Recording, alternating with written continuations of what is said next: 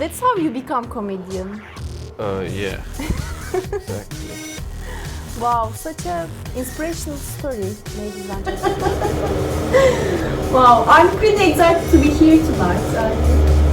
Oh yeah, you could say that.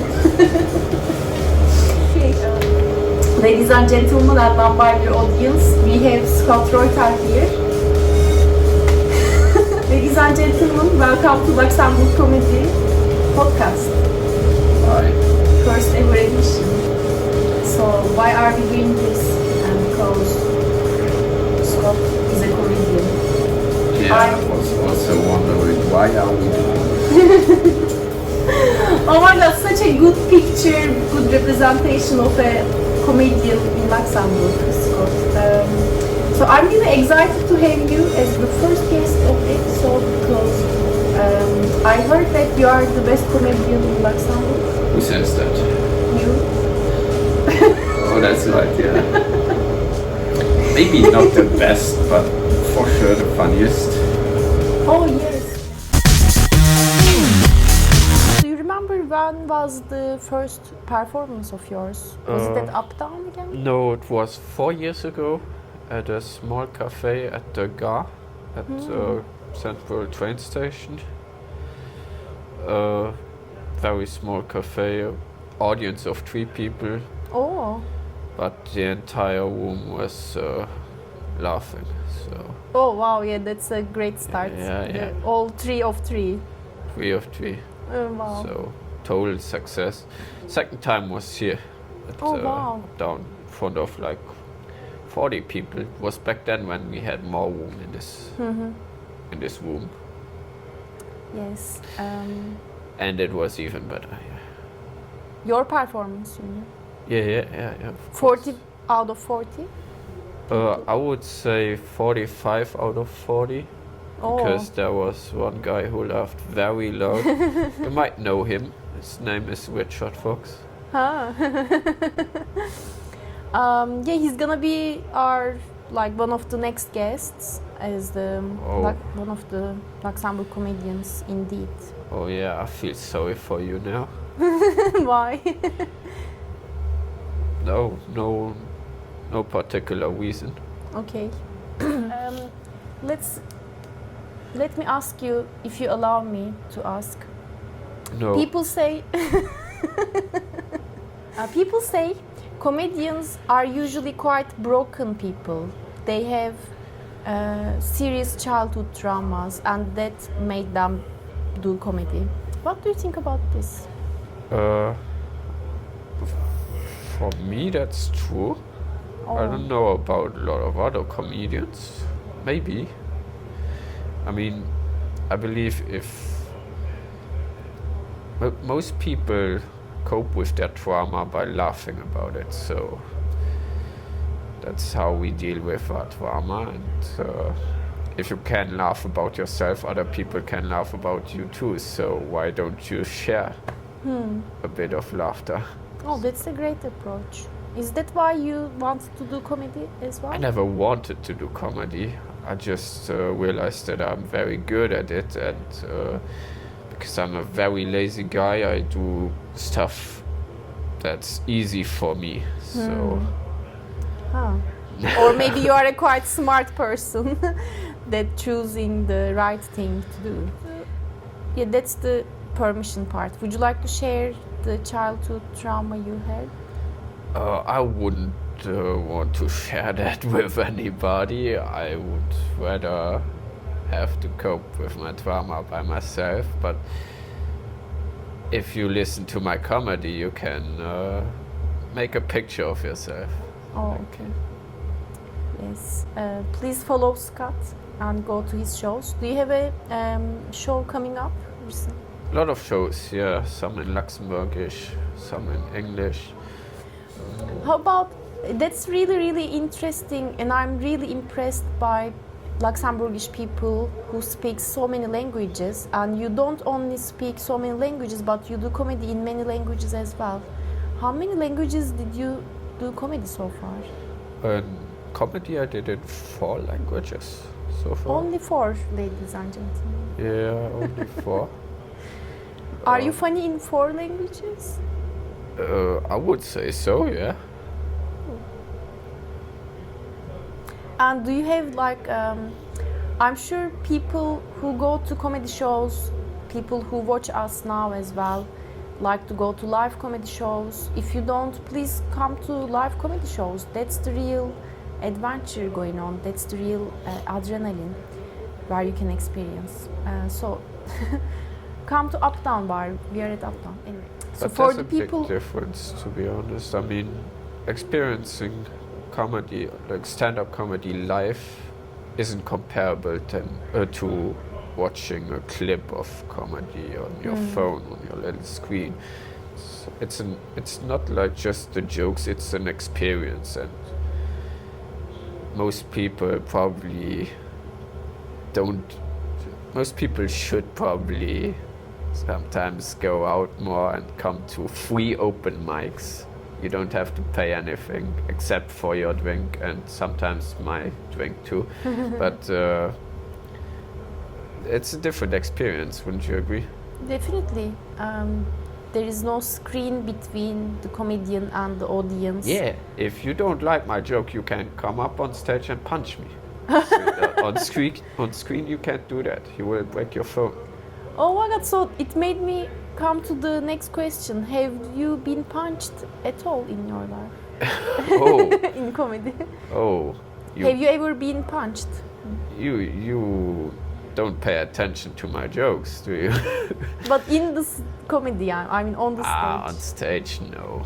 I also don't pay attention to his jokes, but that's another. No. I believe I have this kind of energy where I can say whatever I want on stage and people know that it's not coming from the heart, so that it's a joke and that that I'm not actually racist or that I'm not misogynistic at all.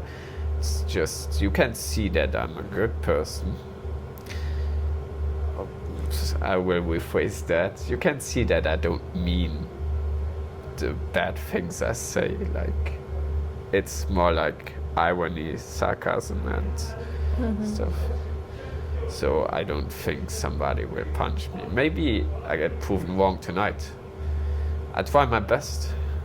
Okay, so maybe you'll start 2026 with a... I would love somebody to punch me on stage. I would go viral.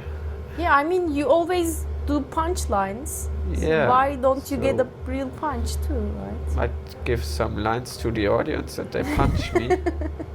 Yes. What was your worst memory, if you have ever had one? Oh, my worst. I don't. I believe every performance you do is good for your character building, for your development in comedy, for learning to cope with bad performances. Don't have any bad memories from comedy. It's just. Wow. But for sure, the funniest one was when I performed in front of like 300 old people. Ooh. I did my usual set, like quite nasty set. And there was one old guy who started yelling at me like I should go off stage. Ooh. Where was that? Where did you find 300 old people? I didn't find Anywhere in them. Luxembourg? Yeah, right. Most of them are dead by now. Oh. Oh, I'm joking. What the fuck? But probably they are. Was Maybe. that like in an old people house? Yeah. Yeah. It was organized by a commune, and they didn't check which comedian they were booking. So It's their afterwards they were mad at me, but it was their fault. They didn't check who they are booking for their set. So fault. Exactly. so that's what I told them. I collected my money and I walked off. So Yeah, that's professionalism. Like as a comedian, the old guy you- started yelling that I should walk off stage with my nasty material, and I just yelled back at him that he should probably take his pills. That's a great memory, though. How Yeah, much not- did they pay? No, don't tell it. I'm not rich yet, no. So Yeah, please book Scott more. That's also like one of the really, really impressive things about you. Would you like to say it yourself? Or what? Which one? What's impressive about me? I don't even know. I find it really extraordinary. Like this year or last year, I started running, and I could run only like, if I can run 10 kilometers, I'm like, oh my god, I'm a good runner, you know. Oh, I'm running. And Scott told me, hey, I'm running too. I'm like, wow, what do you do? Like, do you run marathons, you know? And he was like, I run like 150 kilometers. Anyway, maybe I butchered your extraordinary skill, but No. please go ahead. I'm. Scott Reuter is an ultra marathon runner. That's what I was trying to Yeah, say. not too good, but at least I finished the ultras. How long Oh, was it's- that? My last ultra, which was also my longest I did, was 118 kilometers. Uphill a lot, but I also needed 15 hours or even more, so it's not that impressive, but I'm happy to finish the race, and it helps a lot with self-esteem. It helps a lot with clearing your mind. It's more like therapy than physical exercise to me. That's incredible. You learn a lot about yourself when you are in your head by yourself for that long amount of time. Do you also find jokes when you are running, or does it help joke writing?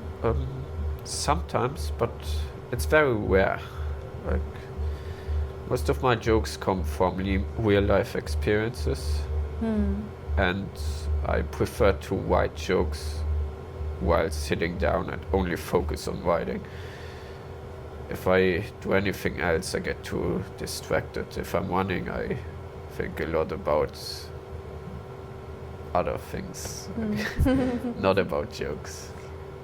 But you can confirm that physical exercise can help you cleaning your mind and can help you becoming a better person. I mean, you are never a better person than you are. You are yourself. I don't think you can be better. You are always yourself. You just change your perspective on life. So I don't think you should categorize people on their behavior of if they are a good person or a bad person. I just believe you should just let everybody be who they are. We can categorize them as rich persons or poor persons. Exactly, that we can do, and or funny then ones we and can- not funny ones. we can bet on who becomes rich faster. So Or Yeah. funny ones and not funny ones. yeah. Are you fronting? What? Is this a front against my comedy? No. Of course not. I was like, I'm the not funny one. yeah. If there is. Kidding. So Scott, we are back. I would like to ask you about Luxembourg. About Luxembourg, what do you want to know? I grew up here, I know everything. Is this a part of being Luxembourgish, being grumpy about anything? Am I grumpy about it? No, I thought you said grumpy. No, I grew up here. I know sorry. everything. That's what I said. Oh my god. Maybe part of being Luxembourgish is that we have an accent that not everybody understands. I don't know. Maybe. I'm sorry about it. And I'm from Turkey, like no one understands me as well. So, and not just because I'm Turkish, I also cannot really roll some letters anyway. So who am I to judge anyone? But they may judge us. Only the they- audience can judge us. If you can. So about Luxembourg, Yeah. how was growing up in Luxembourg? Quite boring. We don't have much to do here, but I gotta be honest, we have a very beautiful capital city, like, and we are also quite privileged. Like, we get a lot of help from government and everything. Like, it's probably like you wouldn't expect it from a rich country, but there are lots of poor families living in Luxembourg, and due to the good economy here, those families get help from the government. Believe in a different country won't have been so lucky, but yeah, I think we are quite privileged in Luxembourg, and I'm quite thankful for that. I don't know if you can say that you're thankful for being privileged, but Of yeah, course I you believe can. so, yeah. Wow. But other than that, it's quite boring. I grew up in the north, so there's very, very few things you can do that other than playing in the woods with your friends. Like, Oh. yeah, that sounds a bit creepy, Exactly. especially coming from me. And I only watched like Capitani season 1 and 2. I don't even watch that shit. No hate, Capitani but season 1 last episode. Playing in the woods and like okay. some sort Don't of spoil me. yeah. I won't watch it, but don't spoil me. I just Yeah, of don't course. want to know what's happening. But you look like a good person, so you're Yeah, I believe I am. I hope you are. Also, I would like to ask you about the comedy scene in Luxembourg. Like, how do you Oh, it find grew. Luxembourg comedy? It grew a lot. When I started, like 4 years ago, there was barely anything. Like, there was one open mic every week. No shows. Like, no shows from local comedians. Only, like, maybe 1 or 2 shows from a big artist from a different country with, like, who got Rockal or any other big venue. But those were established comedians. From locals, there was almost nothing. Not that I heard of. But during the last 4 years, it grew big. We got a comedy club here. We got multiple comedy. What do you call it? Like, we got Fully Curtains, Luxembourg Comedy. We got Duchesse. Organization. Yeah, we got multiple comedy organizations, which is good. Like I said, competition is good.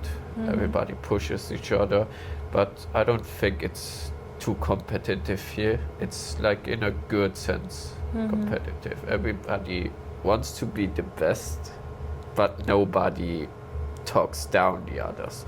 Like, everybody promotes each other. Everybody works together. Still a big family, but everybody has their own organization, and I believe it's a good environment for comedy so far, but it still has to grow a lot. In terms of numbers or in terms of quality? Both, I would say. Like, a lot of people, I believe if numbers come, quality goes up. If quality goes up, numbers come. You have to start somewhere. I mean, Yeah. best thing you can do is comedians just come to open mics every time, work on your sets, become better, and people will enjoy it more. People will come to more shows, and you can sell more. We can book bigger venues. It's just a question of commitment. Yes, definitely. Are you committed? I am. I've been committed since I quit my job. I've been committed since day one. Like, Wow. when I start something, I'm not done until I'm done. And did you really quit your job? Or that's one of the I best quit jobs my of job. sport? But then I realized that it's not working out too good, so I had to get another job. But I still try to do comedy full time. So that's the goal, of course. And not only in Luxembourg, I wanna become international. Yeah, of course. Do you travel for comedy to other countries? Yes, if I have the opportunity, yes. Of course, you have to. But Where did you go so far? Which countries or cities, if you remember? I've been in Germany a lot. Been in Switzerland, in the Netherlands, and in France. But my favorite city so far was Frankfurt. They have a really? very dark sense of humor, which fits my style, and they always ask if I come back. They are always happy to see me, so I feel welcome there.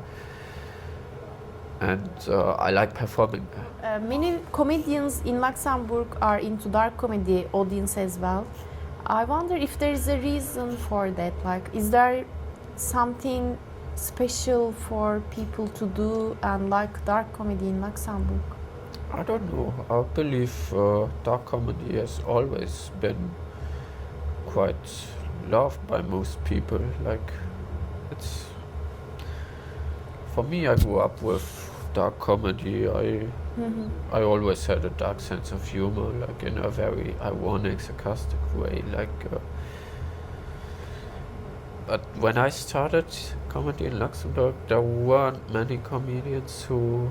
Like, first of all, there weren't many comedians, and almost none of them dug very deep into the topic of dark comedy. And I believe most of them had still a lot of filters. They didn't want to offend anybody. They didn't want to, like, they didn't want to say anything that would be considered a mistake on stage, but I actually don't care what people think about me, and I say what I think is funny. So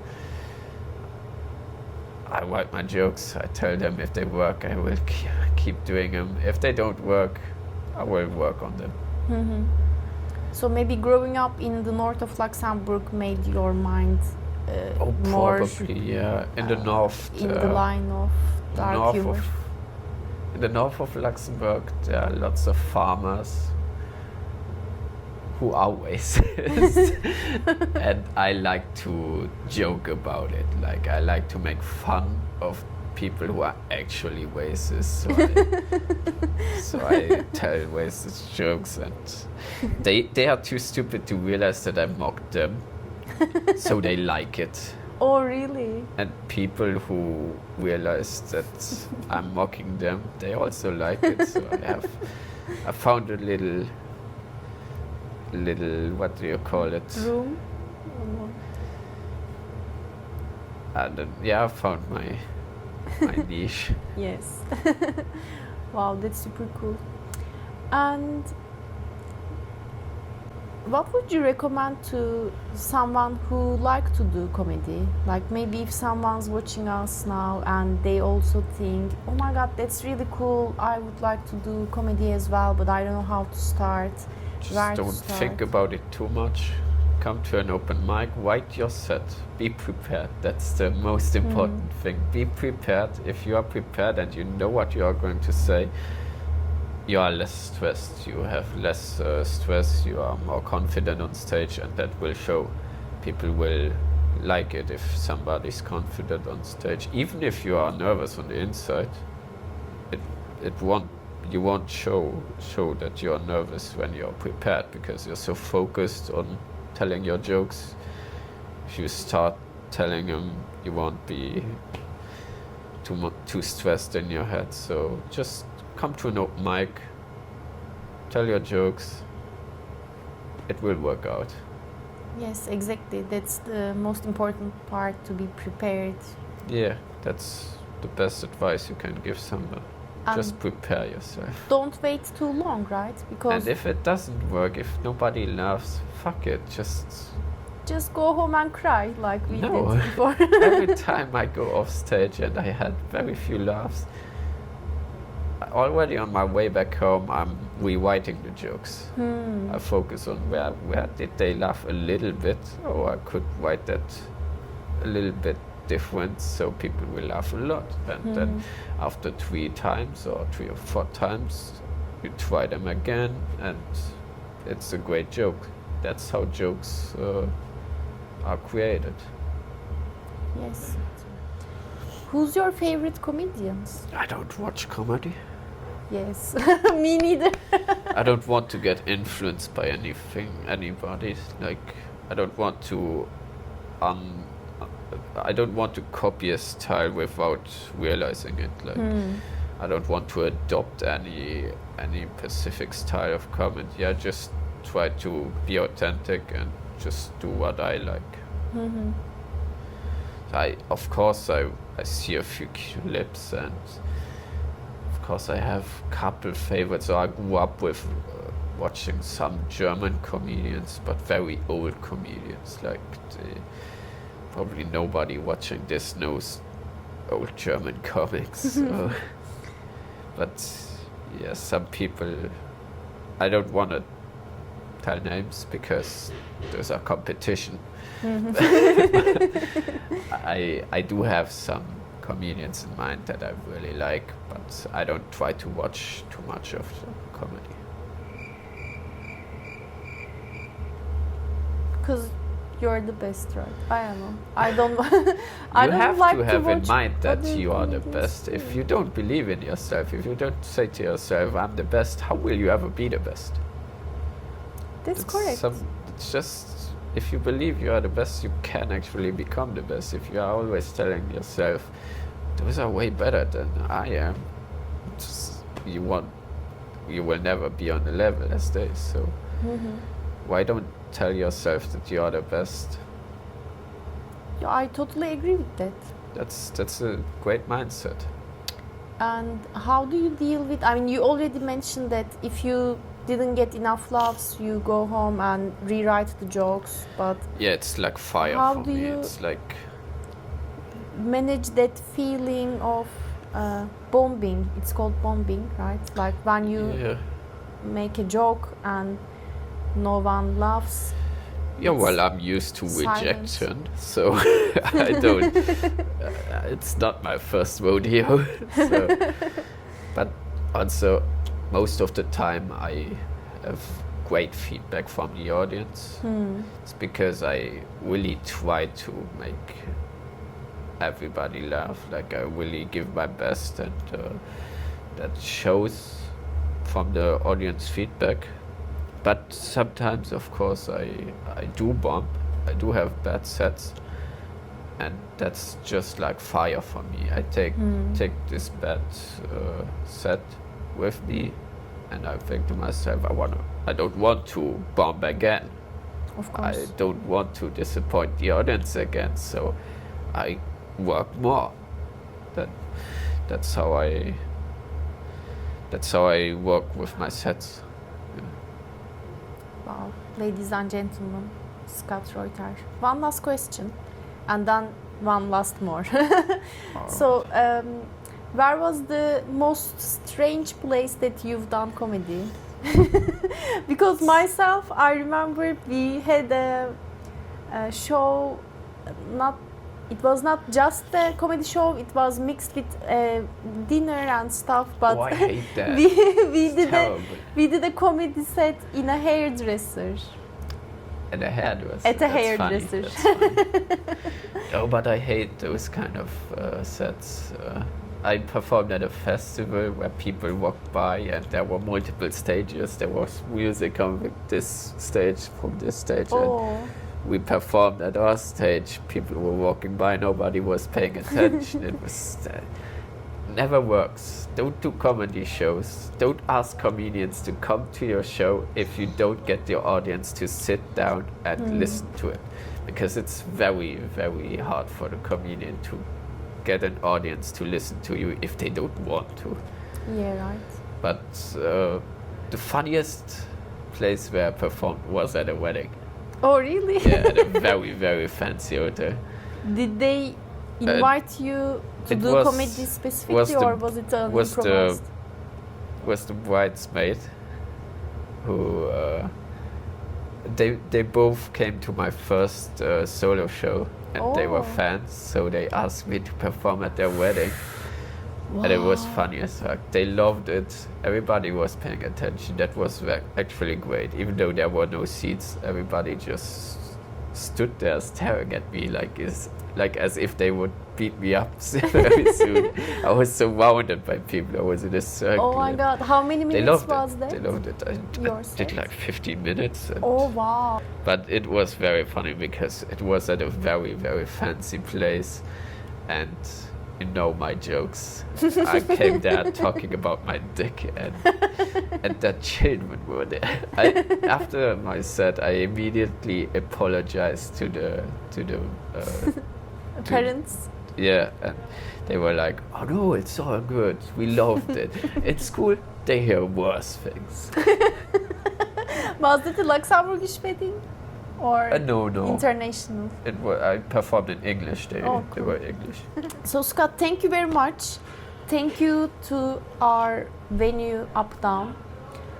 And would you like to say one last thing to whom watching us? Who's watching? No, thanks for having me. I hope you have great success with your podcast, and follow Luxembourg Comedy, follow Jerry on Insta or wherever, and follow me maybe if you're not already. And then, yeah, thanks. Thank you very much. It was great to have you, Scott. It was